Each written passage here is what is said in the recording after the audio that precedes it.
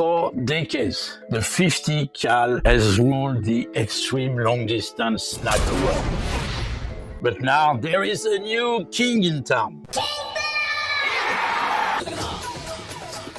No! The 416 Barrett. Powerful, precise, and lethal. The 50 cal has been used successfully for many decades. It is a great round, but it was designed to be an anti-materiel rifle, so it's not that accurate. That's kind of a bummer. With at most 1 MOA of accuracy, probably closer to 2 in many cases.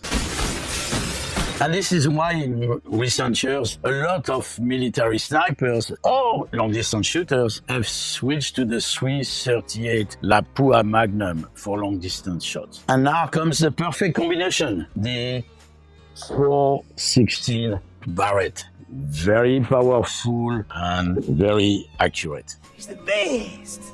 Love it. It is designed for long-distance personal engagements. In other words, with a 50 cal, you are shooting a vehicle a mile away, and with the 416, you are aiming at the driver of the vehicle.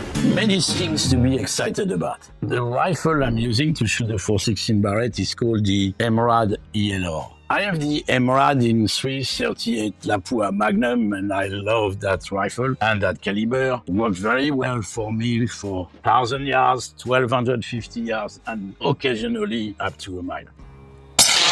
Now, back to the 416. The ammo I'm starting with is a factory 500 grain 80. I'm gonna start soon developing custom loads for that round, but for now the 500 factory 80 is a great place to start. It has much better ballistics than a 50 cal. So the goal with that ammo and rifle is to shoot somewhat reliably to a mile and even take on 2,000 yards targets. Unpacking the big boy. This is so exciting. Wow, it is really big and it looks mighty. And it comes in with a massive 36-inch steel barrel, I guess, to manage that level of ammo. And we have a solid, large lower and a solid, big bolt. Now, an interesting question is, how am I going to carry this in the box without a wheelbarrow? I need to look for a drag bag. As it is designed for extreme long distance, I'm gonna use a zero compromise 8x40X scope on it. I believe that any more magnification and it will be a diminishing return on the clarity. Obviously, such a great scope and great rifle, they need a good matchmaker, so I chose a spur mount with a 30 MOA adjustment in the base. This will give me some extra room for adjustments in really long distances. Also, I put an extra level bubble, one that's easy to see while I'm on target, as those distances can really mess things up. And finally, the suppressor, well, the icing on the cake. I chose the Thunderbeast Ultra 50 to get the maximum noise and recoil reduction. And it looks really cool.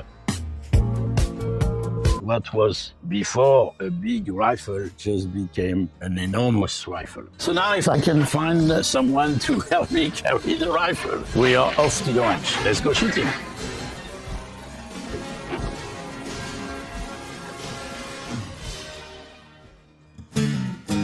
Number 4, first shot impressions. This is so exciting. This is my first date with my 416.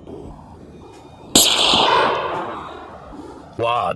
This was easier and less painful than I expected. The rifle is very well built and the suppressor did a great job at reducing the sound and the recoil. Actually, I should cancel the massage that I had set up for later today because I don't think I'm gonna need it.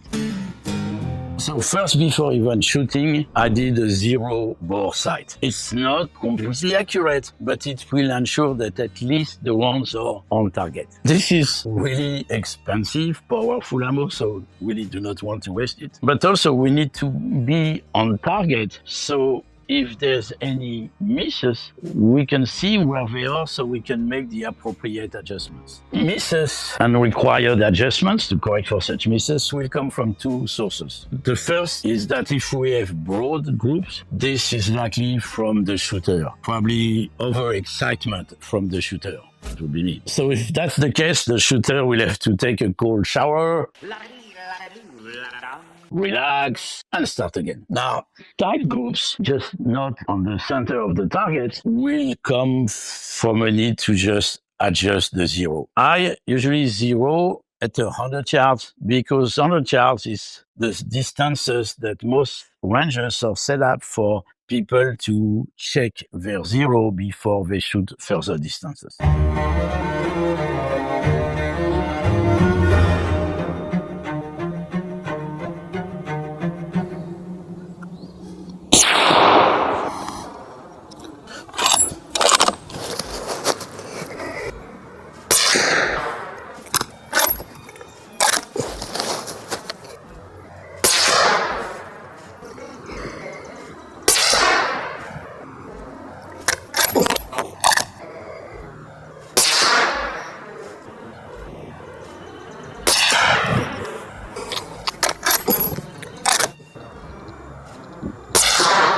So let's go over our zero shots for the 416. First round, long elevation and probably a little bit of overexcitement. Round 2 and 3.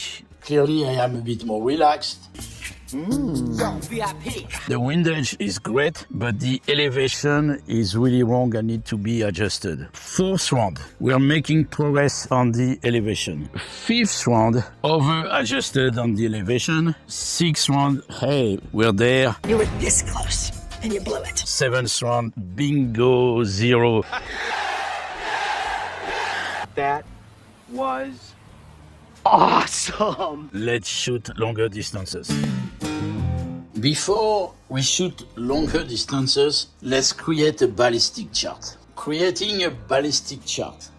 We need to create a ballistic card to predict the flight of the bullet so we can make appropriate turret adjustments. The easiest way is to use a ballistic app. I use an app called Shooter, but there are many good apps out there. First thing you need to do is create a profile for the rifle. Second, you need to create a profile for your bullet. You combine those two in this app and this will give you a basic ballistic profile. However, you still need to compare this basic profile to actual shooting results so you can fine-tune the profile. The exciting part, the actual shooting. First, we need to check our zero.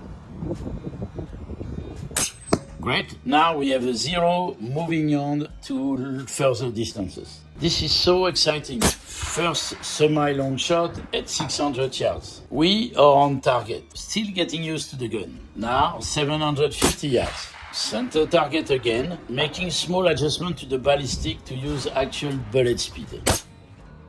And now let's take on 1,000 yards.